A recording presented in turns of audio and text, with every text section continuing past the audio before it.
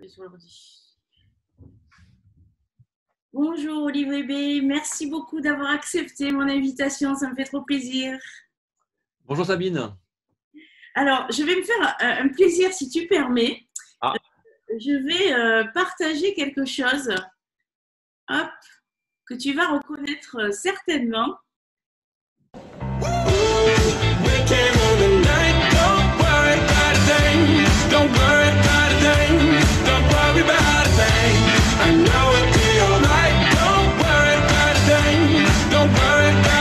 j'entends rien. Plus fort, est-ce que ça va Toulouse? Voilà, c'est un court extrait, je me fais plaisir parce que Ça me c'est parle, ça me parle. ton énergie et s'il y en a deux ou trois qui sont encore endormis, je pense que ça va les réveiller. Ce mec est fou, ce mec est fou. Alors Olivier, entre autres, donc l'énergie, effectivement, c'est quelque chose qui m'a attiré vraiment chez toi. Et puis j'ai vu également que tu avais fait 21 métiers en 20 ans. J'ai arrêté de compter en 2017, mais c'est un peu plus maintenant.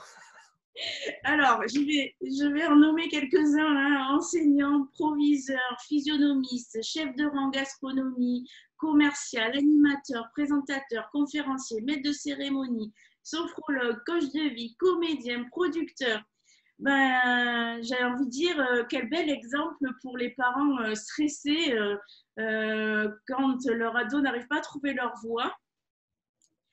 Et je voudrais savoir en fait, alors, si on prend un exemple, hein, qu'est-ce qui t'a fait passer de professeur à coach? Exemple au hasard. Au hasard, au hasard. En plus, je réalise que je ne t'ai pas donné que les bonnes informations. J'étais proviseur adjoint et non pas proviseur. Mais bon, je ne suis pas à ça près. Donc, effectivement, tous ces métiers, je les ai faits. Je ne les ai pas faits par hasard. Je les ai faits par conviction, parce que ça avait du sens. Et tout ce parcours, même avant de répondre à ta question, je l'ai même résumé dans un spectacle que j'ai créé en 2017 qui s'appelle La vie, c'est important, comme un portant de vêtements. Donc, je déposais tous ces costumes, ces habits, ces personnages, ces métiers pour passer des messages, que ce soit sous forme de spectacle, sous forme de conférence. Mais on en reparlera sans doute. Donc, ta question, comment je suis passé de professeur à coach? Alors, coach, c'est un mot qui me titille un peu, qui me dérange souvent, parce que moi, je viens du monde sportif. Et pour moi, le coach a toujours été mon entraîneur. Ça a été le coach sportif. C'était celui qui était sur le banc de touche, celui avec qui on avait rendez-vous tous les jours. Je viens du monde du handball. J'en ai pratiqué pendant 20 ans. Et donc, pour moi, c'est ça le coach. Après, aujourd'hui, il y a des coachs pour tout. Aujourd'hui, il y a les coachs pour la déco, il y a des coachs de prise de parole, il y a des coachs pour rencontrer l'âme sœur, il y a des coachs, etc., etc. Donc, d'emblée, quand j'entends comment je passe de professeur à coach, euh, j'ai du mal à répondre comme ça rapidement sans aller directement à ta réponse que tu attends. Je me sentais pas moins coach quand j'étais prof.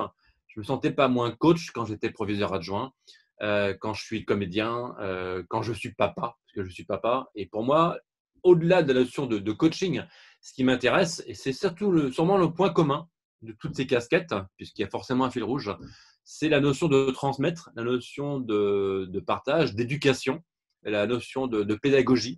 Je pense que l'être intelligent que nous sommes, on a forcément à apprendre les uns des autres.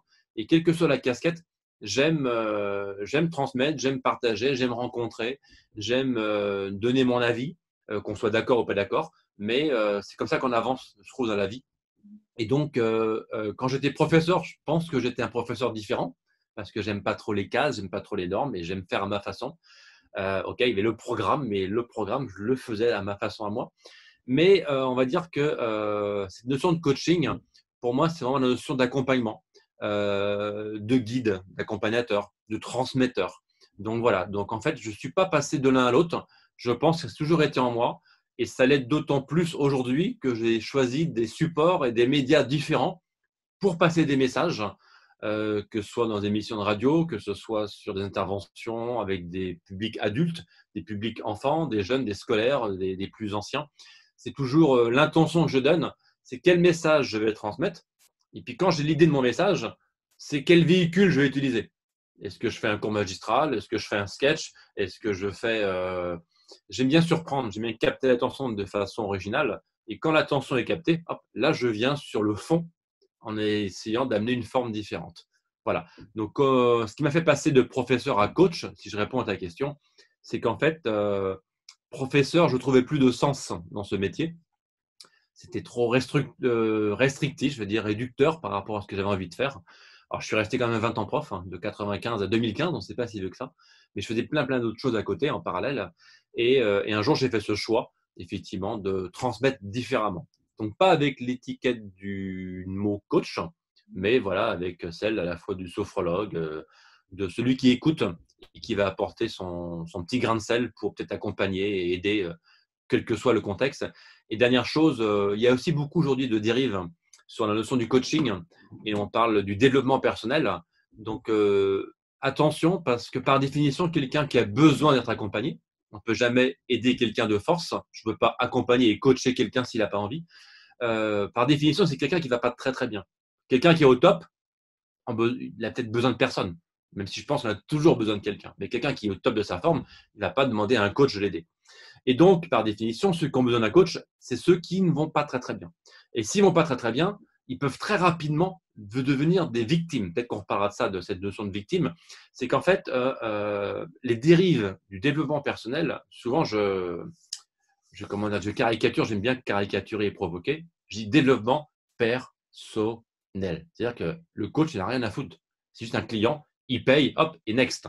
Donc là, je caricature. Heureusement, ce n'est pas ça tout le temps. Mais parfois, il y a des dérives parce que, sans passer sur le côté gourou, tu vas pas bien, je vais t'aider, t'inquiète pas, j'ai des solutions. Et donc, ça devient un business. Et ceux qui ne vont pas bien au début vont de moins en moins bien parce qu'ils n'ont pas la bonne personne pour les accompagner. Et donc, ce coach qui n'est pas un coach, on va dire, recommandable, c'est ça qui m'embête sur coaching et développement personnel. Donc, je préfère la notion de d'épanouissement.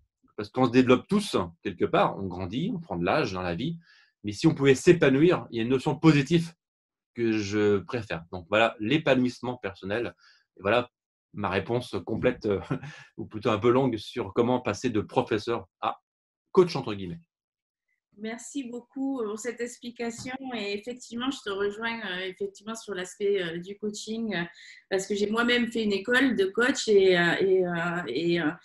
je me suis rendu compte malheureusement que parfois certains sortaient de l'école et c'était un peu dangereux parce que trop de travail déjà effectué sur soi qui n'avait pas fait au préalable et c'est vrai que Exactement. On ne peut pas donner ce qu'on n'a pas. Donc, si j'ai pas d'argent, je peux pas donner d'argent à quelqu'un pour l'aider. Si je ne m'aime même pas moi-même, je ne peux pas apprendre à quelqu'un à s'aimer lui-même. Donc, est-ce qu'on a assez travaillé sur soi pour aider les autres? La vie, c'est une succession d'expériences. Donc, on apprend à chaque expérience. Et plus on apprend sur soi, et plus je pense qu'on a la capacité d'aider les autres. Mais attention, pas parce que j'ai fait une école de coaching pendant 15 jours, 3 semaines ou 3 mois que d'un seul coup, je suis un extraordinaire coach. La vie apprend plein de choses, les écoles aussi. Je ne dis pas que les écoles de coaching, c'est pas bien. Mais attention à qui on va confier quelque part sa propre personne, son esprit, à qui on va confier sa psychologie. Quelque part, on se met un peu à nu quand on va voir un coach. Il faut vraiment être en climat de confiance. Et je sais que ta communauté, c'est les parents. Donc, à qui vous allez confier votre enfant? Attention, on n'a pas envie de confier nos enfants à n'importe qui soit accompagné n'importe comment. tout à fait. Tout à fait. Alors, tu as parlé de pas mal de valeurs tout à l'heure, de partage, de transmission, de pédagogie. Moi, il y en a une particulièrement qui m'a attirée dans tout ce que j'ai pu visionner te concernant. C'est l'authenticité. Parce que j'ai l'impression que c'est une valeur qui te tient vraiment à cœur. Et d'ailleurs, dans ton spectacle, La vie, c'est important, tu insistes beaucoup sur cette valeur d'authenticité. Donc, ben, aujourd'hui, quel conseil tu pourrais donner justement aux parents ou aux adolescents qui nous écoutent par rapport à ça? L'authenticité. Alors, c'est mon thème phare, c'est mon thème préféré. C'est mon thème générique, on va dire. C'est comme un titre. Mais après, qu'est-ce que je mets derrière? J'ai plein de déclinaisons parce que ça veut tout rien dire. L'authenticité, pour moi, c'est la clé. Pour l'exprimer comme la capacité à exprimer qui on est. Et aujourd'hui, on est tous uniques, on est tous différents. Et je reproche au système de nous mettre dans un moule. Donc, effectivement, le système, j'ai été 20 ans dans l'éducation nationale. Je ne suis pas là pour cracher sur l'éducation nationale parce qu'il y a aussi des bonnes choses. Mais je reproche à ce système-là de de véhiculer l'image d'un troupeau. Tant pis si elle ne te déplaît pas. On est tous dans le même troupeau, on a tous le même diplôme, plus ou moins.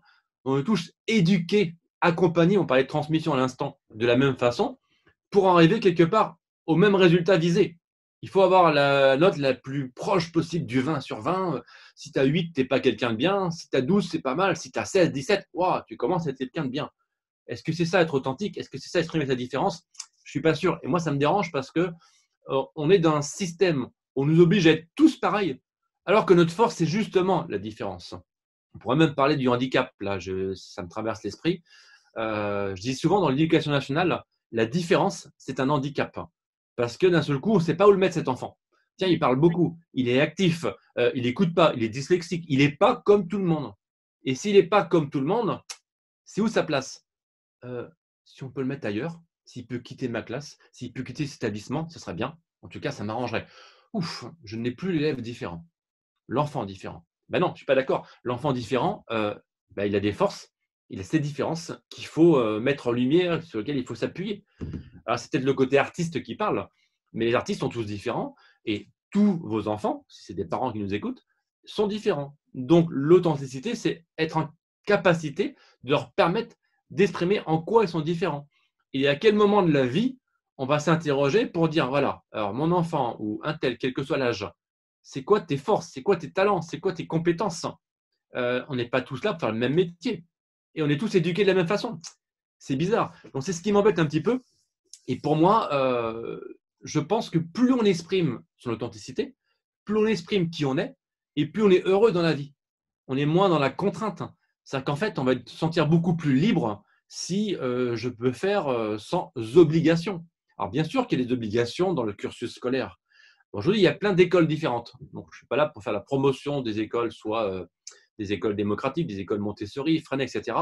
C'est des écoles qui sont très, très bien pour certains types d'enfants. Et je pense que plein d'enfants mériteraient, après c'est aussi des écoles qui coûtent cher, ça c'est un autre discours, mais le système classique, je trouve qu'il n'a pas évolué, et le système éducatif, tout a évolué dans le monde, et l'école assez peu malgré tout. Donc je dis souvent par procuration, lapsus, par provocation, que l'école est un lieu où on apprend à ne pas apprendre. Et que pour apprendre, il faut désapprendre. C'est qu'en fait, l'école, on apprend à apprendre de la même façon. Donc, est-ce que c'est ça l'apprentissage? Faire tout le monde pareil, des petits soldats, hop, tout ça. On copie, on récite, et voilà. Et on dit ce que le prof a envie d'entendre. Où est-ce que je vais exprimer qui je suis? À quel moment je vais exprimer ma différence? Ben non, on fait tous pareil. Et puis un jour, on se réveille, ou pas, très tard, on dit, ah, si j'avais su, j'aurais bien voulu faire ça comme métier. J'aurais bien voulu faire ça aussi. Ah non, on ne m'a pas laissé. Qui? Alors, peut-être papa, maman, peut-être le système, peut-être les conjoints, peut-être les collègues, mais on n'ose pas. Le regard de l'autre. Ah ben non, et qui je suis pour exprimer mon authenticité? Il ne faut pas. C'est jugé. Je n'ai pas le droit, etc. etc. Donc, être authentique, c'est être soi. Et être soi, c'est se sentir libre. Et souvent, j'oppose sécurité et liberté en disant que c'est deux notions complètement opposées. Et quand on n'est pas d'accord avec moi, je vais un peu plus loin. Si c'est forcément opposé, alors les balances verbales, les parents ont connu, peut-être pas les enfants, deux plateaux. Un côté, il y a sécurité, un côté, il y a liberté. Si je veux plus de l'un, il faut que je lâche l'autre. Si je veux beaucoup de sécurité, je vais lâcher ma liberté. Moi, j'avais la sécurité de l'emploi, j'étais fonctionnaire. J'ai lâché ma sécurité pour créer ma liberté. Ma liberté a pris beaucoup plus de poids, beaucoup plus d'importance. Et si vous voulez une métaphore, parce que j'adore les jeux de mots ou dans les métaphores pour comprendre, allez en prison. Une prison, c'est un lieu de haute sécurité parce qu'il n'y a pas du tout de liberté. Donc plus j'ai de l'un et plus je perds l'autre. Donc être soi, c'est se sentir libre, c'est se sentir bien ici, partout. Ah, je fais ce que je veux. Mais faire ce que je veux, c'est pas faire n'importe quoi. C'est être heureux de faire et d'exprimer qui on est. Donc oui, exprimer son authenticité dans son métier, dans ses relations, dans ses loisirs, dans ses prises de parole, dans ce que j'ai envie de faire, dans mes créations. Ah, c'est se sentir bien. Donc, est-ce que l'école, c'est une question, permet aujourd'hui aux enfants de se sentir bien? Il y a des écoles, peut-être post-bac, etc. Mais pourquoi pas commencer assez tôt pour exprimer vraiment qui on est? Donc, j'ai parlé rapidement du jugement de l'autre, mais la société est assez jugeante, entre guillemets. C'est-à-dire qu'en fait, tout de suite, on est dans un petit peu le culte de l'apparence. Et c'est malheureusement humain, on fonctionne tous comme ça. On croise quelqu'un, on dit, tiens, il est bizarre, lui, sur son habit. Peut-être qu'on en reparlera. Moi, j'ai souvent l'habit fait le moine. Petite parenthèse, c'est un dicton allemand.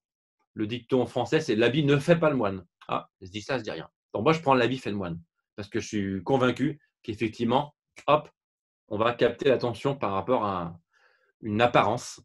Qu'on le veuille ou qu'on ne le veuille pas, on est un petit peu conditionné comme ça. Donc, oui, la société juge et quelqu'un qui va être trop différent, et j'aime pas du tout le mot trop, mais par rapport à une norme que j'aime pas non plus, c'est qu'en fait, il va dénoter. Il n'est pas comme tout le monde. Et alors, ça veut dire quoi ne pas être comme tout le monde? Ça veut dire d'exprimer son authenticité. Et si quelqu'un arrive à le faire en assumant, en comment dire, en disant bah, je suis comme ça, et je suis heureux d'être comme je suis, eh bien, je pense que sa vie sera peut-être plus simple, plus épanouie, plus heureuse que de le faire que pour faire plaisir à papa, à maman, aux grands frères, à petite sœur, aux copains, etc. D'ailleurs, tiens, une idée qui me traverse l'esprit, on parle souvent des problèmes de bande. Quand j'étais enseignant, il y avait ce que j'appelais l'émulation négative. Le leader négatif d'une classe qui avait une grande bouche et qui emmenait tout le monde avec eux. Bah, pourquoi entre guillemets, j'allais dire quoi, les victimes ou les faibles suivaient la grande bouche de la classe? Parce que c'est plus simple de se mettre du côté de ceux qui parlent fort que d'oser parler à sa façon différemment. Tiens, j'ai d'autres exemples qui me viennent. J'ai fait 0 heure de grève en 20 ans de prof. Donc, j'ai beaucoup dérangé mes collègues en ne faisant pas grève. Mais je leur disais, la grève est un droit. La non-grève, apparemment, ce n'était pas un droit. J'embêtais. Mais moi, je ne me dérangeais pas en faisant grève. J'étais juste différent et j'avais envie de revendiquer différemment qu'en faisant des manifestations. Mais je ne juge pas les grévistes, hein, etc., etc. Donc voilà, pour moi, l'authenticité, c'est assumer ces différences, c'est les exprimer. Et puis après, on peut très bien se planter. Mais si on n'essaye pas, c'est sûr, on ne va pas se planter.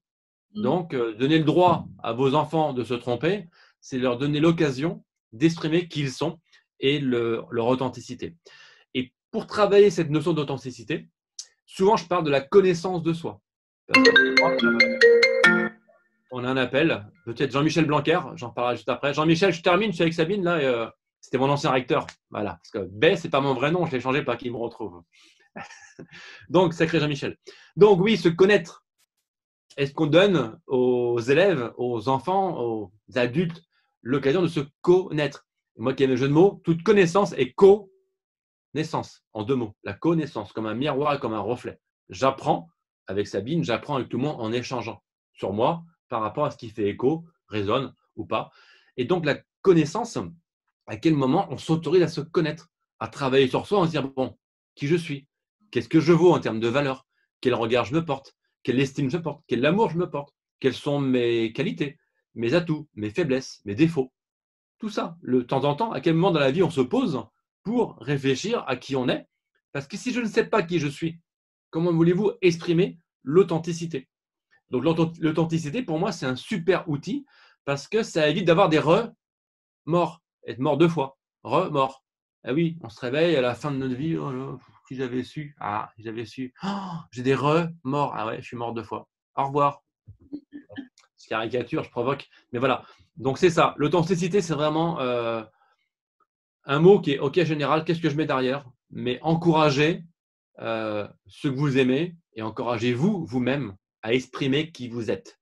Vraiment. Parce que on parle beaucoup de confiance en soi.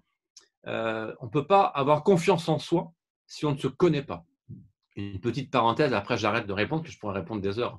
Par rapport à cette confiance en soi, on en parle beaucoup. Pour moi, le premier pilier, c'est la connaissance de soi. Cette capacité à se connaître, à exprimer son authenticité. Mais comment je fais ce travail? Donc, je l'ai donné quelques pistes à l'instant. Je prends un exemple. Imaginez devant vous 4 personnes. Il y en a 3 que vous n'avez jamais, jamais vues. Et la 4e, c'est votre meilleur ami, I ou IE, peu importe, votre super pote. Et je vous dis tout de suite, sans réfléchir, à qui faites-vous confiance? La plupart vont dire à mon meilleur ami. Pourquoi? Pourquoi pas aux 3 autres? Parce que, vous allez me dire, parce que je la connais. Bizarre. On fait confiance aux gens qu'on connaît. Alors peut-être que les 3 autres méritent de la confiance, mais peut-être que j'ai envie d'apprendre à les connaître.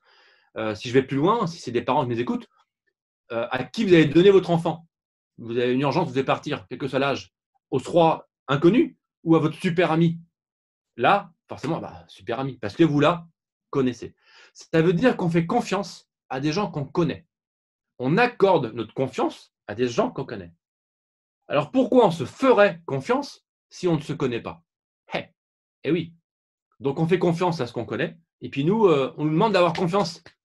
Mais est-ce qu'on se connaît? Donc ne faisons pas les choses à l'envers. Prenons le temps de travailler sur nous, de nous connaître, Et si on se connaît, ah bah, ok, ça je sais faire, ça je sais pas faire, ah, ça faut que je m'améliore, ça c'est bon, je suis tranquille, et voilà. Et je peux me faire confiance. Donc, quand les gens n'ont pas confiance, ça revient un petit peu au coaching, première question. Allez, il faut que tu aies confiance. Quelqu'un qui est down, quelqu'un qui est pas bien, qui est au plus mal, dites-lui, il faut que tu aies confiance, il va dire, bah ouais, mais c'est dur. Bah ouais, il faut se connaître. C'est le mode d'emploi. Acheter un appareil électroménager, allez-y, aie confiance. Bah non, attends, je vais regarder le mode d'emploi. Une nouvelle voiture, ok, il y a des voitures, il y a beaucoup de métaphores automobiles que j'utilise en général. Les voitures, il y a plein de fonctions qui appartiennent à toutes les voitures. Et si vous achetez une voiture plus perfectionnée, eh bien, il faut la connaître pour pouvoir conduire en confiance. Je ne vais pas partir faire 1000 km sans connaître ma voiture. Non, je vais apprendre à la connaître. Et quand je la connais, j'ai confiance en moi et en elle. Donc, pour faire confiance, il faut connaître, que ce soit soi ou les autres. Voilà. Merci. Je pourrais vraiment rebondir sur 10 milliards de choses, mais ça prendrait trop de temps et c'était hyper riche. Et c'est vrai que juste un point, tu vois, parce que tu m'as éclairé là sur l'aspect sécurité et liberté, parce que c'est quelque chose qui vibre en moi quand tu as dit ça, parce que je suis en plein dedans, vu que je viens de lâcher aussi le salariat pour ma liberté. Et que je vis pleinement et avec un bonheur absolu. Et c'est vrai qu'en tant que parent, tu vois, je témoigne juste de ça parce que je pense que les parents parfois culpabilisent un peu trop et il faut pas. Mais on commet tous des erreurs.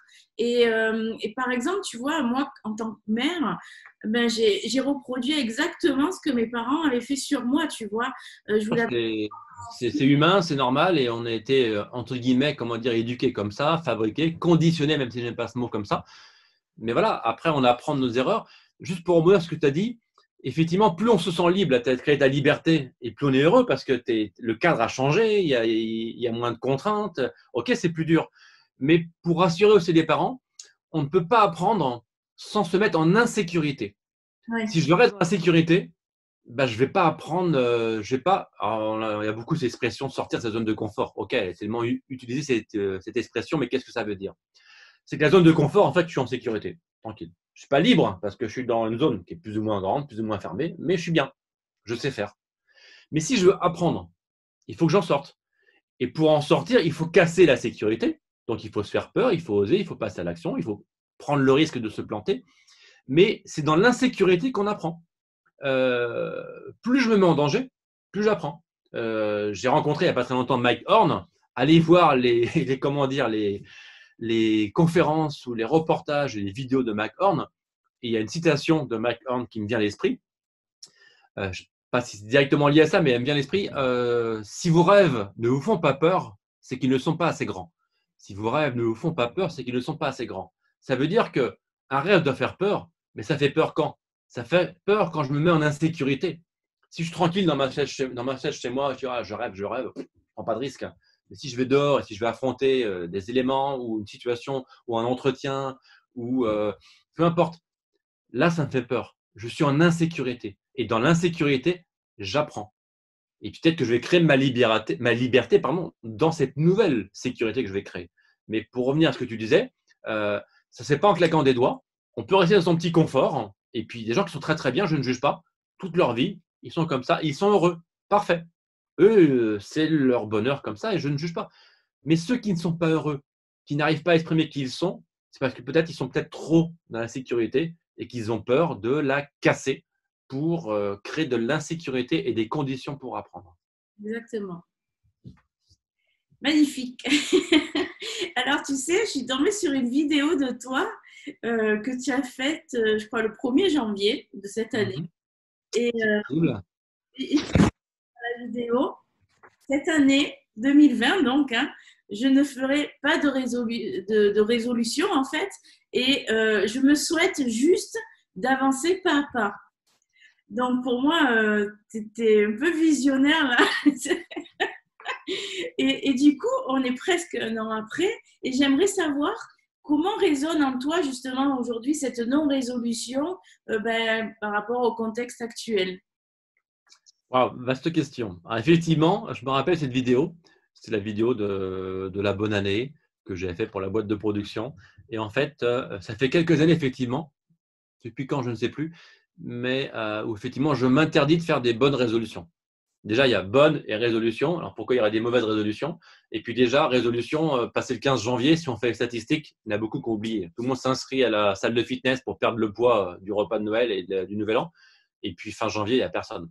Donc, le meilleur chiffre des salles de fitness, c'est janvier. Tout le monde s'inscrit. Et fin janvier, il y a plein de places, personne ne vient. Pour répondre à cette question, pas de résolution et avancer pas à pas.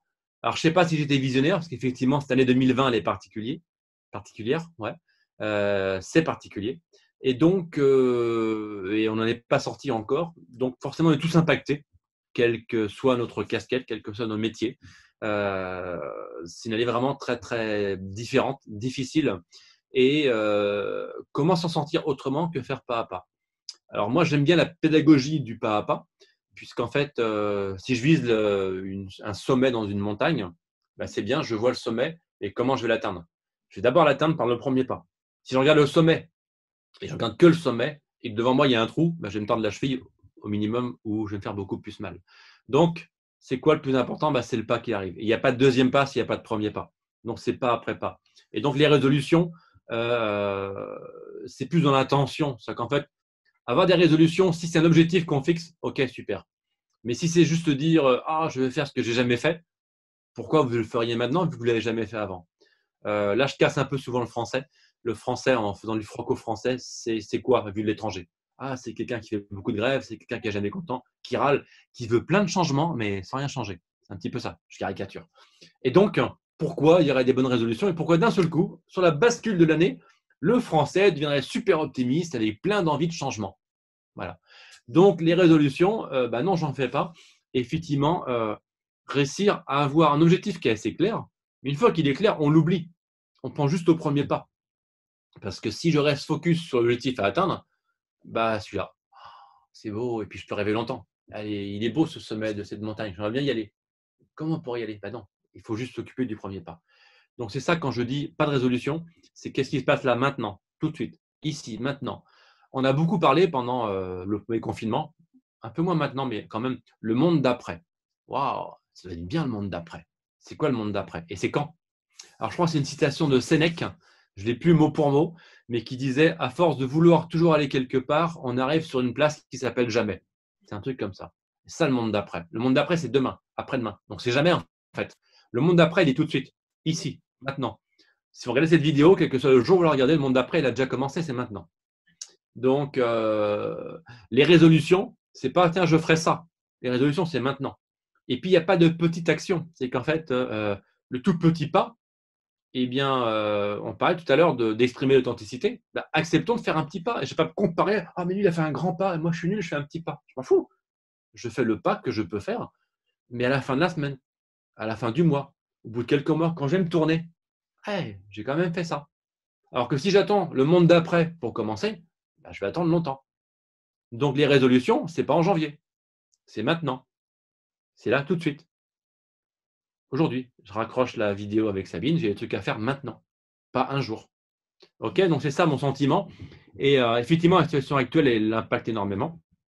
Mais je n'ai pas la baguette magique pour m'en sortir. Toutes mes casquettes sont impactées, que ce soit animateur, maître de cérémonie. Là, je faisais le fou en sautant sur l'introduction de la journée de l'audace, la vidéo au début.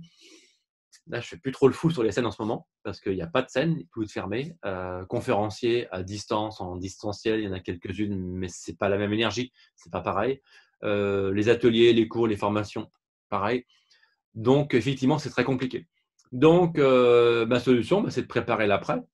Mais je le prépare quand? Attention, c'est un piège. Plus tard ou maintenant? Bah non, je prépare maintenant. Donc, c'est le dilemme. J'ai beaucoup de temps pour préparer des choses qui auront lieu effectivement plus tard. Mais le plus tard, je ne le maîtrise pas. Et je ne sais pas quand les salles vont ouvrir. Je ne sais pas quand les lieux de conférence vont ouvrir, etc. etc. Et si j'attends, je vais ne faire qu'attendre. Donc, ce n'est pas une situation agréable, mais c'est toujours le verre à moitié vide, à moitié plein. Qu'est-ce que je fais? Je peux être à la fois content et râler et pas content. Ben non, je prends une décision de m'occuper du pas d'aujourd'hui. Et puis, je serai content dans quelques temps d'avoir fait ce que j'ai fait aujourd'hui et puis d'avancer comme ça. Et puis, une dernière chose pour répondre à cette question, en fait, c'est l'acceptation.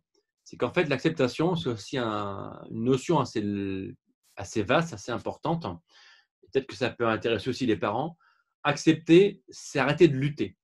Si je prends mes 2 points, comme ça, donc l'un contre l'autre, ceux qui ont fait du sport de combat savent très bien que quand je relâche, hop, j'utilise la force de l'autre. Si l'un des 2 points, les deux se poussent l'un contre l'autre, si l'un arrête ou s'enlève, hop, forcément, l'autre va passer. Si je suis en judo ou en judo, on va dire, en sport de combat où il y a un appui, si je lâche l'appui, j'utilise la force de l'autre. Ça veut dire que si je suis dans la lutte de tout ce qui se passe en ce moment, je ne prends pas d'exemple exprès, je fais une généralité. Et je lutte. Ça ne me plaît pas les infos, ça ne me plaît pas les journaux, ça ne me plaît pas de travailler chez moi en télétravail, ça ne me plaît pas d'avoir des tensions avec mes enfants. Je lutte tout le temps. En fait, je refuse l'acceptation. Je ne dis pas qu'il faut s'en foutre. Je ne dis pas, allez, c'est comme ça, on verra bien. Je ne dis pas qu'il faut passer d'un côté nihiliste et ne croire à rien. Mais simplement, accepter, c'est arrêter de lutter. Et si on arrête de lutter, hop, les énergies, elles circulent. Si je suis en opposition contre un mur, bah, peut-être que le mur va gagner. Si j'arrête, peut-être qu'il y a une porte à côté du mur, ou juste à côté que je n'avais pas vu. Ça me fait penser, tiens, une petite idée de lecture, un tout petit bouquin. Il s'appelle Vous au carré. Peut-être que tu connais. De Price Pritchett, P-R-I-C-E. Et Pritchett, vous irez chercher P-R, Prit, C-H-E, 2-T, truc comme ça. Vous au carré, pourquoi je pense à ça? C'est quand j'ai fait le geste contre le mur. Le syndrome de la mouche. Et ça va exprimer cette notion de ceux qui luttent trop. Vous avez tous vu un jour une mouche qui vole contre un carreau. Et de plus en plus, et de plus en plus, et de plus en plus. Cette mouche va produire de plus en plus et de plus en plus d'efforts pour arriver à un résultat qui est la liberté de l'autre côté du carreau. Alors que ce n'est pas en produisant plus d'efforts qu'on aura un résultat. Juste à côté d'elle, elle n'a pas vu, il y a une fenêtre qui est ouverte. Avec beaucoup moins d'efforts que ce qu'elle a fait là, là, elle avait la liberté. Donc en arrêtant de lutter, en acceptant, avec son petit cerveau de mouche, elle a fait ça. Ah, là, il y a une fenêtre. Ouf. Parce que je vais dans l'extrême. Elle peut en mourir. À lutter, lutter, lutter, lutter, un jour on meurt. Burn-out, on tombe. Donc, arrêtez de lutter, acceptez, posez-vous. Et la situation qu'on vit en ce moment, c'est une période où on peut peut-être se poser. On n'a pas envie, c'est par contrainte, ça ne fait pas plaisir. Mais peut-être que si on arrive à le faire, ça pourra nous aider à sortir par la bonne fenêtre plus tard. Mais merci parce qu'effectivement, on parle beaucoup de lâcher prise avec les parents, justement. Tu pourras faire, la prochaine fois, tu parleras de la mouche. Ah ouais, mais vraiment, en plus, je garde l'exemple. Je limite très très mal la mouche. Tu animes alors aussi, entre autres, hein, une émission hebdomadaire qui s'appelle sur une radio qui s'appelle Ici et Maintenant. Sur ta radio. Après, ici et maintenant. Et donc, tu abordes des sujets qui sont souvent liés d'ailleurs à ton spectacle que tu abordes sur un ton qui est, je dirais, à la fois décalé et léger. Et donc, justement, dans un de tes sujets à la radio, tu parlais de victimisation.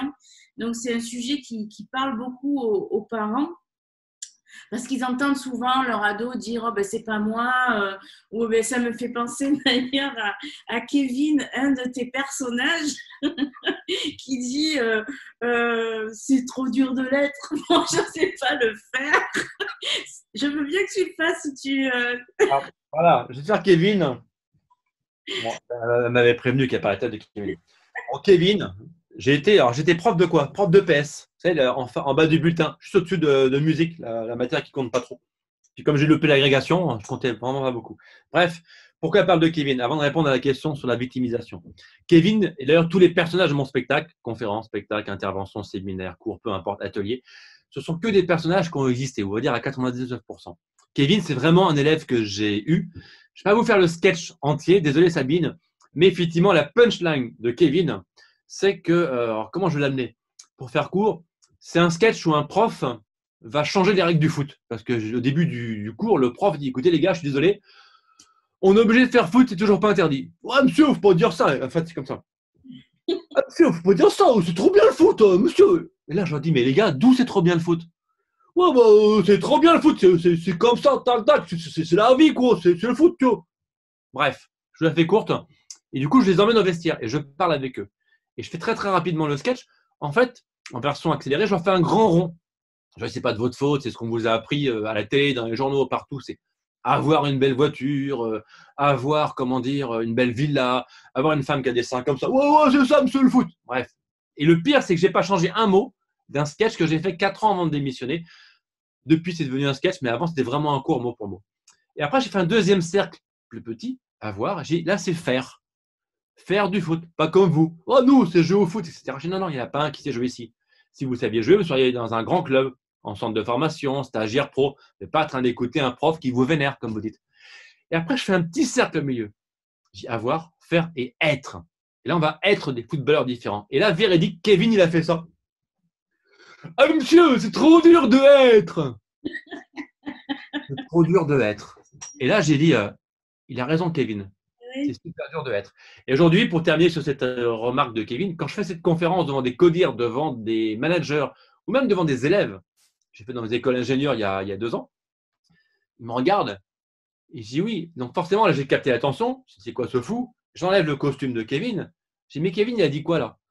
Il a dit c'est trop dur de être. Et vous, manager, vous, DRH, vous, parents, qu'est-ce qui vous empêche, comme ce prof, par des règles différentes, par des consignes différentes, de permettre à votre enfant, à votre collaborateur, à votre employé d'être. Et du coup, de avoir, faire être, devient être, faire avoir. Et là, on revient à l'authenticité. Être soi permet de faire des choses et d'avoir des résultats. Et à l'école, on apprend à avoir un diplôme, avoir une bonne note, avoir un métier, avoir un CDI, avoir une femme, un chien, une voiture, etc. Je caricature, mais quand même. Donc, j'inverse tout. Effectivement, Kevin, oh, c'est trop dur de être. C'est une punchline. Mais merci, Kevin, si tu m'entends. Il a vraiment existé, il s'appelait vraiment Kevin. Donc, la question, c'était sur la victimisation. Vous voyez qu'il le fait beaucoup mieux que moi. Non, mais c'est pas mal, c'est pas mal. C'est pas souvent que je vois des gens faire « Oh, c'est Kevin ». Donc, voilà. Pour la petite histoire, il parlait vraiment comme ça et je ne moque pas de lui, il parlait comme il parlait. Pendant 20 ans, j'ai travaillé uniquement avec des élèves difficiles par choix. Donc, qui m'insultaient, qui avaient parfois des armes dans les poches. Mais ça, c'est mon point de vue. Je n'ai jamais voulu travailler avec un élève qui fait ce que je lui demande. Parce que s'il fait ce que je lui demande, c'est quelque part, je ne sers pas à grand-chose. Une fois de plus, je caricature. Mais s'il m'insulte d'entrée, je dis « Ah, là, c'est intéressant, on va commencer à travailler ». Bref, je pourrais en parler des heures. Je regrette juste de ne pas avoir noté tout ce que j'ai entendu pendant 20 ans, parce que ça fait un bouquin très drôle. Mais quand même, je me rappelle de quelques trucs. Donc, la victimisation. C'est qui la victime? C'est celui qui se plaint ou c'est celui qui entend l'autre se plaindre tout le temps? Bonne question. Hey, c'est peut-être les deux. Donc, c'est celui qui dit, comme dirait Kevin, celui qui dit, ou celui qui entend tout le temps son enfant dire ah, c'est lui qui a commencé, c'est pas moi. C'est pas penser un petit peu à Calimero, oh, c'est trop injuste la vie. Bah oui, Calimero, c'est une grosse victime. Très très dur la vie, de sa petite coquille. Tiens, d'ailleurs, Sabine, fais-moi penser à parler de la coquille et la métaphore de l'œuf. Je pourrais le placer n'importe où. D'accord. Donc, Calimero l'a dit, la victime de qui? La victime de quoi? Aujourd'hui, quand on est parent, effectivement, on est victime de nos enfants qui n'arrêtent pas de se plaindre. Lorsqu'on a plusieurs enfants, l'un est toujours victime de l'autre qui l'embête. Dans la vie, on est victime de son supérieur, de son collègue, de celui qui insulte dans les transports. On est victime du chauffeur de bus qui freine trop rapidement. On est, etc., etc. Une fois de plus, c'est sur quoi on met le focus. C'est qu'est-ce qu'on regarde, qu'est-ce qu'on choisit de voir. Ce qui est négatif, ce qui ne va pas, ce qui me fait râler, ou différemment. Tiens, juste une mini illustration qui me vient à l'esprit là. Les connus cette histoire, c'est je mets sans connotation spirituelle ni religion, c'est un maître d'une religion, X, quelle qu'elle soit, se promène avec son élève, son disciple, qu'il forme, qu'il accompagne dans la vie. Donc là, peut-être que c'est le coach, on va dire, au bord d'une rivière. Et le coaché, l'élève, le jeune, le disciple dit oh, regardez, maître ou monsieur ou machin truc, peu importe comment il l'appelle, regardez ce qu'a fait l'homme. Et la rivière, elle est polluée, il y a des poissons morts, il y a des détritus, il y a des poubelles, il y a des bouteilles qui flottent, c'est dégueulasse. Regardez. Et l'adulte, le coach, le prof, le parent à côté lui dit mais regarde aussi le beau ciel, regarde les arbres fruitiers, regarde ceci. Il ne dit pas que ça n'existe pas, mais il porte son regard sur autre chose. Donc le premier peut se victimiser, dire mais c'est dégueulasse, on ne va jamais y arriver, c'est n'importe quoi, c'est pollué partout. Et le deuxième dit oui, j'ai vu, mais il y a aussi ça, ça, ça, ça, ça. Voilà, c'est le verre à moitié vide, à moitié plein. C'est qu'est-ce que je regarde. Donc c'est très français de se plaindre. Vous allez dire, le mec, il déteste les Français. Je casse un peu tout, mais je me sers de ce que je connais. Je connais plus les Français que les autres nations. Dans ton émission, j'ai écouté, tu disais qu'ils aimaient rire les Français. Ah bah justement, tu en parles, c'est effectivement très d'actualité. J'ai, fait une émission sur le rire et j'étais surpris moi-même en cherchant le sens de l'humour, les Français, on est au pied du podium. On est quatrième. Premier anglais, deuxième États-Unis, troisième Australie. On est juste derrière sur les pays qui ont le plus d'humour. Donc ça, c'est une bonne nouvelle. Bravo les Français. Donc peut-être que je ne sais pas qui fait le classement, mais c'était un joli cadeau, effectivement. Donc, le français, j'y reviens, on veut des changements sans rien changer. On veut gagner l'auto, mais sans jouer, etc. Donc, c'est facile. Ah, j'ai encore perdu l'auto. Tu as joué? Ah ben non, je n'ai pas joué. Ah oui, j'ai encore pas gagné, on va dire. On aime bien mettre de la négation partout. Donc, c'est facile d'être victime, c'est facile de se plaindre, mais ça va aussi dépendre de la situation, du regard qu'on va poser sur la situation. Donc, si on fait le choix par habitude, et souvent les habitudes, c'est de l'ordre de l'inconscient. On en parlait tout à l'heure, on reproduit avec nos enfants ce que nos parents nous ont enseigné, ce que les profs nous ont enseigné. Et si on ne fait pas attention, on est toujours dans une reproduction. Et c'est aussi une certaine type de personnalité, d'état d'esprit, de se plaindre et de voir le négatif d'emblée plus que le positif. D'ailleurs, les journaux vendent du négatif, les télés vendent du négatif parce que ça se vend. On ne s'intéresse pas au positif d'emblée. On n'est pas éduqué comme ça, on n'est pas formaté comme ça. Notre parenthèse, j'avais assisté à une conférence avec Frédéric Lopez, et souvent, je le cite souvent, celui qui faisait Rendez-vous en terrain inconnu, qui fait beaucoup d'émissions, de concepts positifs. Il avait dit, quand vous rentrez en école de journaliste, l'une des premières phrases qu'on va vous dire, à vous, étudiants journalistes, vous n'êtes pas là pour parler des trains qui arrivent à l'heure. Ce qui veut dire, vous n'êtes pas là pour parler de positif, car ça ne se vend pas. Et le problème, il est là. Si vous parlez de positif, ça n'intéresse personne. Si vous parlez de votre maladie, de la crise, des virus, des magouilles politiques, du dopage, etc. Ah, ben là, on s'y intéresse. Donc, c'est ça le souci. Aujourd'hui, tout est fait pour qu'on soit facilement enclin à se victimiser. Donc, je parlais de co-naissance tout à l'heure. Pour sortir de la victimisation, c'est au lieu de systématiquement soit renfoncer encore plus la victime, parce que du coup, c'est un cercle vicieux. Plus il se plaint, il a envie qu'on le plaigne. Donc, je ne vais pas aider une victime en disant « Ah oui, d'accord, tu n'as pas de chance, hein, c'est dur la vie, ah, puis il y a le chômage, et il y a ceci et cela. » Donc là, vous encouragez la victime à être encore plus victime. Ou alors, vous faites l'effet miroir et vous lui donnez votre point de vue. Sauf qu'une victime n'a pas forcément envie d'être aidée. Quelqu'un qui se plaint tout le temps, c'est pas comme ça d'un jour au lendemain, hop, je vais devenir positif. Je reviens à la première question, on parlait de coach. On ne peut pas se faire aider par quelqu'un par obligation. C'est impossible. C'est une démarche. Je prends l'exemple des psys, des accompagnateurs, peu importe, sophrologue, hypnothérapeute, peu importe la catégorie, peu importe le métier, c'est une démarche d'aller vers. C'est pas le psy qui se lève le matin et dit tiens, toi je vais t'aider, toi je vais t'aider. Non, on ne peut pas obliger quelqu'un par obligation. Et donc, on ne peut pas sortir quelqu'un de la victimisation par obligation. Ça se fait sur le long terme. L'accompagnement, c'est sur le long terme. L'éducation d'un enfant en tant que parent, c'est sur le long terme. Donc, c'est, une fois de plus, pas après pas, la pédagogie du petit pas, on a déjà parlé, pour faire du changement. La nature est très bien faite. Quand je plante une graine, ça ne plante pas d'un seul coup. C'est pas d'un seul coup, tiens, j'ai une jolie fleur. Tiens, j'ai un bel arbre. Non, il y a un processus. Et l'apprentissage passe forcément par la répétition. Donc, sur quoi je mets le focus, sur quoi je mets l'attention. Et si j'ai autour de moi des gens qui se plaignent tout le temps, peut-être rentrer dans une discussion et d'amener son point de vue différent.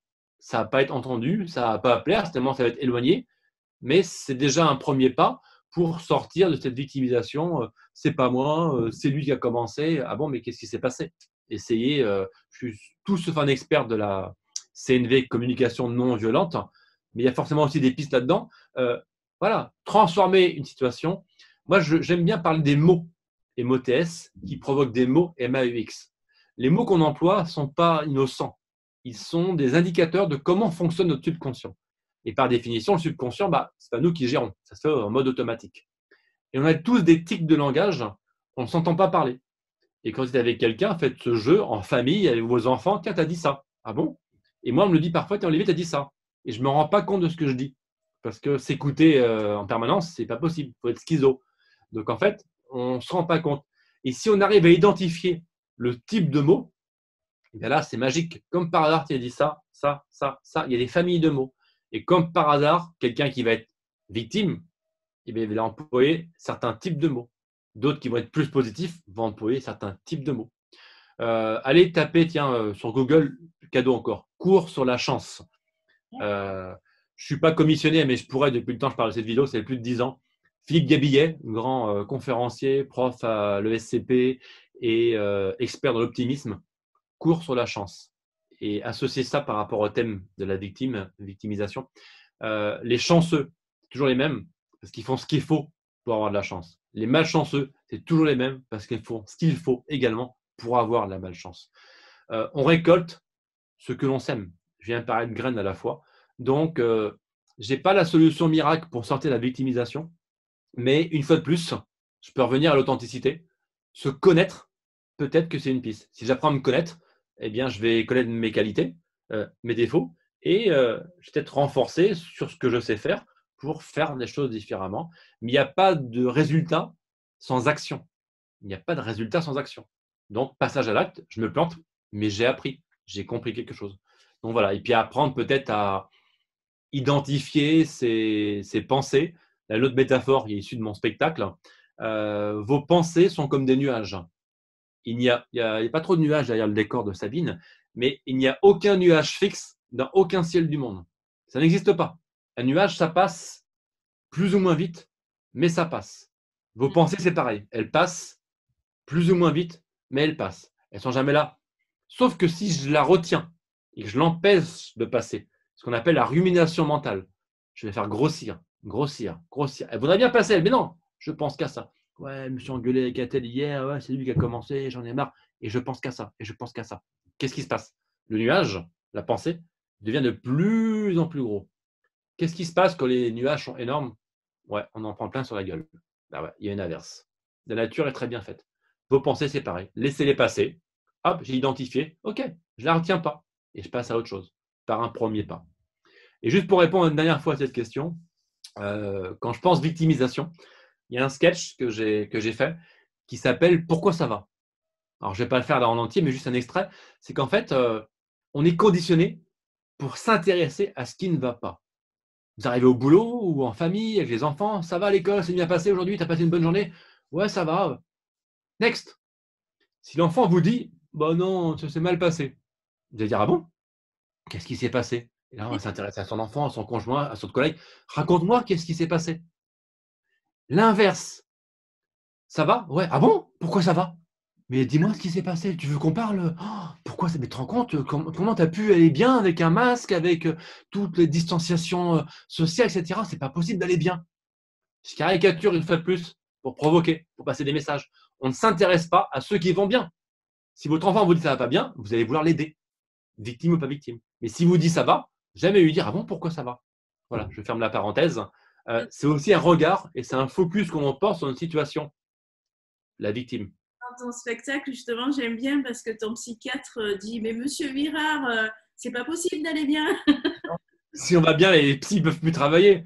Et le psy il est là dans mon spectacle en train de dire mais regardez tout ce qu'il y a autour de vous, regardez les problèmes à gauche, à droite, vous avez besoin de moi, s'il vous plaît, venez me voir. Parce que si tout le monde va bien, bah, c'est compliqué pour certains. Il dit aussi d'ailleurs une phrase très belle, les gens heureux sont des malheureux qui s'ignorent. J'ai bien aimé cette phrase. Bah oui, parce qu'en fait, lui, c'est à double tranchant. Elle est belle, mais en même temps, il dit ça pourquoi?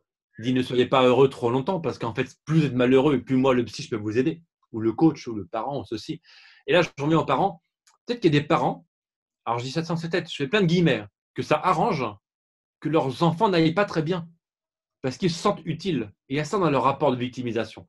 Quand mon enfant ne va pas bien, ah, je suis là pour l'aider. S'il va bien, s'il est épanoui, s'il est heureux, je ne sers à rien. Et ça peut faire peur à un parent de ne plus pouvoir aider son enfant. Mais lui permettre d'exprimer qui il est, avec authenticité, même de se planter. Il va être heureux. Hop, il va jouer. Un enfant joue. Et par le jeu, on apprend. Si je laisse exprimer. Mais ça fait peur de lâcher quelque part j'allais dire, c'est pas la laisse, mais la distance, le rapport d'autorité. Si je lâche, j'autorise l'autre à se planter, mais voilà, il peut être malheureux, et je serai toujours là. Vos enfants, quel que soit l'âge qu'ils ont, et en grandissant, vous serez toujours leurs parents. Et un enfant, c'est toujours son père et sa mère, c'est toujours son père et sa mère, quel que soit le type de relation. Mais pour terminer sur la victimisation, c'est que souvent la victime, j'ai dit au début, j'ai commencé par ça, c'est qui la victime? Celui qui écoute, celui qui se plaint ou celui qui regarde? Et peut-être que parfois, c'est les parents qui sont les propres victimes en ne laissant pas les enfants exprimer qui ils sont. Dire ah mon pauvre petit, t'as raison, elle est méchante la maîtresse. Ah t'as raison, c'est dur avec tes collègues, etc., etc. Parenthèse. Écoute, merci beaucoup. J'aimerais savoir, pour terminer, si tu devais, alors je sais que mon conseil, tous les deux, on n'est pas trop en phase avec, mais tant pis. J'aime bien terminer comme ça les interviews. Est-ce que tu aurais un conseil à donner aux parents, si tu devais en donner un? Bah, quelque part, je l'ai déjà donné. Je ne veux pas redire ce que j'ai dit, je vais le dire différemment. Pour moi, c'est vraiment permettre, vous parents qui écoutez, permettre à votre enfant d'exprimer qui il est. Je l'ai dit de plein de façons différentes dans les réponses précédentes. Aujourd'hui, l'authenticité, c'est exprimer son plein potentiel. On est des machines extraordinaires. Je fais exprès de prendre le mot machine. Nous sommes la machine la plus perfectionnée. Je prends la métaphore automobile. Souvent, on vend d'une voiture, tout se passe bien. Hop, jolie météo, pas de circulation. Et d'un seul coup, il y a un petit voyant rouge, il y a un petit voyant vert. Oh, panique. On se met sur le côté, le bas-côté, on regarde le mode d'emploi et éventuellement, on va aller chez le garagiste. La voiture est en panne. Mais attends, c'est qu'une voiture. Parfois, on panique. Notre voiture à nous, notre véhicule corporel, il nous envoie plein de signaux, plein de voyants, de plein de couleurs. Et on dit quoi? C'est bon, c'est pas grave, on verra plus tard. Oui, c'est Et ça. plus tard, on peut finir à la casse parce qu'on ne s'écoute pas. Donc, pour répondre à la question, le conseil que je pourrais donner, c'est réussir à s'écouter, son propre véhicule, et permettre à ses enfants d'apprendre à s'écouter, d'apprendre comme à se regarder eux-mêmes, à inverser le regard. On est dans une société où on est hyper, comment dire, sollicité. Il y a des informations partout, des pubs, il y a la communication, il y a la consommation. On ne peut pas sortir sans voir un panneau. En fait, les téléphones, les tablettes, etc., on est très, très, très sollicité. Et donc, on regarde, ça sort toujours de l'extérieur. Alors que si on avait arrivé si on parvenait à changer le regard et le mettre dans l'autre sens, de temps en temps, envoyer le regard sur soi. Et justement, tiens, je t'avais parlé de la métaphore de l'œuf, elle me vient là, donc je la dis maintenant. Prenez un œuf, et ça va résumer peut-être le conseil. Tout ce que je peux dire vient dans cette métaphore. Prenez un œuf et cassez-le comme ça. Tac. Pas forcément, c'est une image. Mais si vous voulez le faire, vous pouvez essayer. En faisant ça, je casse l'œuf de l'extérieur vers l'intérieur. Ça symbolise la faim. Ça symbolise la mort. Je casse. Si maintenant j'arrive à le casser de l'intérieur vers l'extérieur, ça symbolise le début. Ça symbolise l'éclosion. Ça symbolise la vie. Cette métaphore veut dire que les plus belles choses sont déjà à l'intérieur. C'est là, c'est là, c'est dans le ventre, c'est déjà en nous. C'est déjà dans le véhicule, dans la boîte à gants où vous voulez, mais c'est déjà quelque part ici. J'ai une conférence qui s'appelle Ne soyez plus là, LAS, car tout est là, avec l'accent. Et donc, le conseil que je peux vous donner, c'est d'apprendre sur vous, pour pouvoir l'apprendre à vos enfants, que tout est déjà à l'intérieur. Et c'est ça l'authenticité, c'est l'apprentissage de la vie, c'est l'apprentissage que tous les jours, on peut se faire confiance un peu plus si on sait qui on est. Et je reviens à la connaissance qui est connaissance. À quel moment de notre vie on se pose, et quel que soit comment on l'écrit, qu'on se pose avec un O ou qu'on se pose AU. Alors, il y a un côté, c'est plus pour prendre une photo, et l'autre, c'est juste pour hop, s'arrêter, respirer, se questionner. Donc le conseil serait ça, c'est de peut-être de profiter de cette période particulière où il y a plein de pauses imposées, de réfléchir différemment et hop, pas à pas. Ne pas s'inquiéter pour demain. Demain, on verra bien. Là, c'est aujourd'hui le plus important. Demain, on verra bien. Et juste pour illustrer ça, pour provoquer les parents, ou tous ceux qui vont regarder, pour ceux qui sont parents, vos enfants ont appris à marcher. Moi, j'ai appris à marcher. On a tous appris à marcher. On s'est cassé la gueule 2000 fois environ. On a fait quoi? On s'est relevé. On a recommencé, on est retombé. On est relevé, etc. Et souvent, je dis parfois en conférence ou en spectacle, je dis qui est venu ce soir à quatre pattes? C'est rare, c'est rare, ça m'est jamais arrivé. Moi, je suis venu à quatre pattes. Pourquoi je dis ça? Pourquoi je dis ça? Parce qu'en fait, on a tous été à encourager nos enfants. Allez, allez. Et le jour où il met juste 3 pas sans tomber, c'est le champion du monde. Ah, il marche, il marche. Il a fait juste 3 pas. Hein. Il marche, super. On appelle papy, mamie, on fait des films. Imaginez un instant qu'on vous ait dit, vous petits, ou que vous, à vos enfants, vous ayez dit, laisse tomber. C'est trop dur pour toi la marche. Reste à quatre pattes, tu verras, la vie, c'est mieux. Reste comme ça. Ouais. Rôle de victime. On n'a jamais dit ça. Et pourtant, vos parents, ou nous, on a aussi dit plus tard à ces enfants qu'on a encouragés à marcher, non, c'est pas des études pour toi. Non, ton conjoint, ton copain, ta copine, je ne pense pas que ça pourrait. On a continué à choisir à leur place. Les profs ont choisi la place des élèves, etc., etc. J'ai plein d'exemples. Parfois, c'est bien. Parfois, c'est pas si bien que ça. Donc, exprimer son authenticité et permettre à vos enfants de faire leur pas, comme quand vous les avez encouragés pour apprendre à marcher. Je terminerai sur cette image-là parce qu'effectivement, personne n'a dit non, mais marche pas, c'est bien, reste comme ça. Bon, effectivement, merci. On va terminer sur cette belle image. J'ai noté hein, quand tu parlais plein de mots que tu as utilisés. Et je le ferai pas parce que ça va faire liste à l'après-vert et ça sorti du contexte, ça n'a aucun intérêt. Donc, par contre, là, on peut te retrouver pour en savoir un peu plus. Il y a ton site internet www.olivierb.com. Ouais, avec un W en moins, tu as mis 4, mais c'est ça. Hein. Il n'y a que 3 W. Hein. Je suis différent, mais quand même. Tu as ta page Facebook, la vie c'est important, comme important. C'est important comme ça. C'est important, comme important de vêtements. Justement, je n'osais pas te le dire, mais derrière toi c'est assez épuré et je vois. C'est la vie, ça. Alors justement, Kevin, il est là, Kevin. Ah, d'accord. Ah, c'est mignon, c'est des petits costumes. Kevin, ça a été fait par une amie. Hein. Et donc, il y a tous les personnages. Et justement, tiens, un cadeau pour terminer. C'est quoi ça? Ah, la vie, c'est important. Je l'avais bien comme ça. OK. Et en fait, c'est quoi? Alors, regardez. C'est quoi ça? Ça, c'est demain. C'est après-demain. C'est plus tard. C'est un jour. C'est 2021. C'est après. Puisque ma vie, quelque part, c'est important. Qu'est-ce que j'y pose dessus? D'une expérience à une autre. Donc, il y a je sais pas où est-ce qu'il est, le prof. Il n'est pas là en vacances. Ouais, il est en vacances. Enfin, quel que soit le costume, l'habit fait le moine. Et donc, en fait, c'est qu'est-ce que vous avez déposé. À la fin de votre vie, quelque part, il y aura une trame, il y aura un fil, il y aura des échecs, des réussites, des souvenirs. Et oui, l'habit fait le moine parce que, effectivement, il y a un jardinier, par exemple, ici. Voilà. Le jardinier, c'est un personnage parmi d'autres. Et chacun des expériences que vous pouvez avoir, je m'en sers pour raconter des histoires. Et ça, c'est juste une porte d'entrée quelque part pour accéder à une méthode de travail sur soi, de mieux être au quotidien. Imaginez que votre vie, c'est important. Et qu'est-ce que vous allez poser dessus? Qu'est-ce que vous allez poser dessus comme expérience passée que vous retenez, qui vous sert aujourd'hui? Qu'est-ce que vous aimeriez y poser? Il y a encore de la place, hein, il y a des porte-manteaux vides. Je ne sais pas de quoi est fait demain, après-demain, on verra bien. Mais ça commence ici et maintenant. Voilà, c'est ça le portant. Je traduis. Très jolie explication. Je ne voyais pas d'ici, je me demandais si c'était des chaussettes ou. Ah non, c'est pas des chaussettes. Est-ce que tu veux un extrait? Allez. Ah oui, un beau. Extrait. Le jardinier. Le jardinier.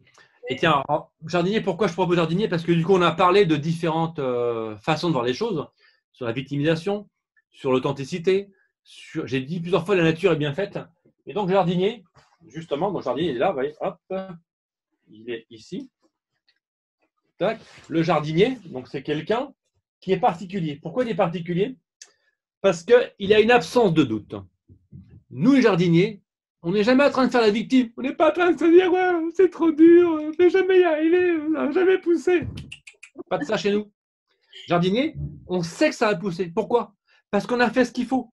Quand j'ai planté une graine pour avoir des tomates, qu'est-ce qui pousse? Des tomates. C'est dingue. Il ne pousse pas autre chose. En plus, je l'ai fait à la bonne saison. J'ai arrosé, j'ai entretenu, j'ai désherbé, j'ai un bon pH de terre avec une belle orientation, etc. J'ai fait plein d'actions qui font que j'aurai des bons résultats. Donc, il n'y a pas d'absence de doute chez nous, les jardiniers. Hop, et on avance. Et l'absence de doute, c'est une qualité qu'il faut avoir, qu'il faut développer. Pas de doute. Ça a marché. On n'est pas en train de dire c'est trop dur à cause de la crise. Non, non, non. Et justement, on parlait de focus et d'intention. Nous, les jardiniers, on parle aux plantes. Vous savez bien, on est un peu bizarre. Mais non, on parle rien à voir avec. Non, non, on parle aux plantes vraiment. Et dans les sketchs jardiniers, conférences, spectacles, ateliers, quand ce personnage arrive sur scène, souvent je parle d'un gland, le fruit du chêne. Et quand je propose de voir un gland, je dis, qu'est-ce que vous voyez? Et je crois même que je l'ai là. Bah non, il est trop loin, tant pis. Le gland, le fruit du chêne. Donc beaucoup disent, bah, je vois un gland. Ok, c'est une bonne réponse. Certains disent, moi je vois un chêne quand je vois un gland. Ok, intention différente. On peut voir une forêt entière de chênes. Et moi je leur dis, moi le jardinier, quand je vois mon ami le gland, je vois un village entier de maisons en bois. Ça veut dire quoi? Que ces 4 réponses, elles ne sont pas fausses, elles sont différentes. C'est 4 focus, 4 intentions différentes.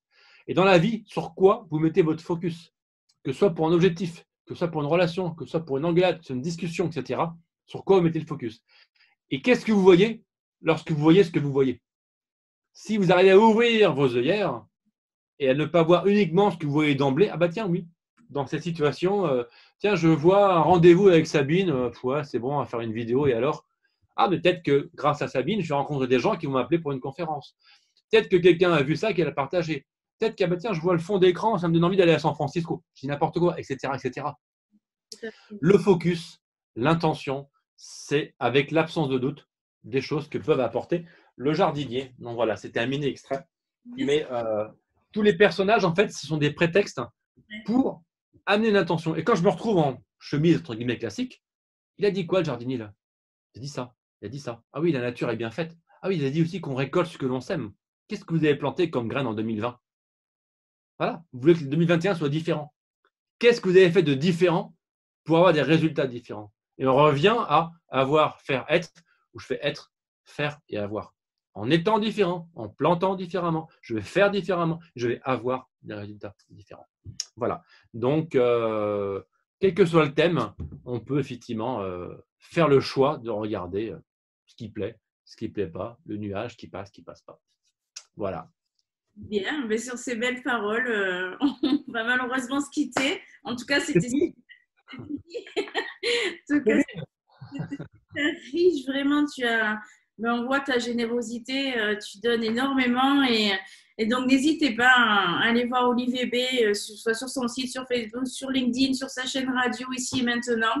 En tout cas, moi, ça fait maintenant quelques temps que je te suis, pas très longtemps, mais je compte bien continuer. Ma chaîne YouTube, qui n'est pas très développée, qui s'appelle Olivier Bay.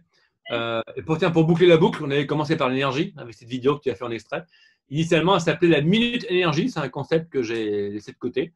Et du coup, j'ai même mis en non répertorié les vidéos. Mais c'était effectivement un concept où j'interrogeais des gens sous forme d'interview, comme une quarantaine d'interviews. Comment fais-tu pour monter facilement ton énergie, comme ça, en une minute? Et chaque personne me répondait, et j'avais autant de façons de monter son énergie que de réponses que j'avais obtenues. Donc, en fait, l'énergie est là où vous voulez qu'elle soit, dans ce que vous pensez, dans ce que vous touchez, dans ce que vous lisez, dans ce que vous ressentez, dans ce que vous faites, etc. Donc, c'est aussi un choix de se dire que, quel que soit le costume que vous prenez dans votre vie de tous les jours, passez à l'action.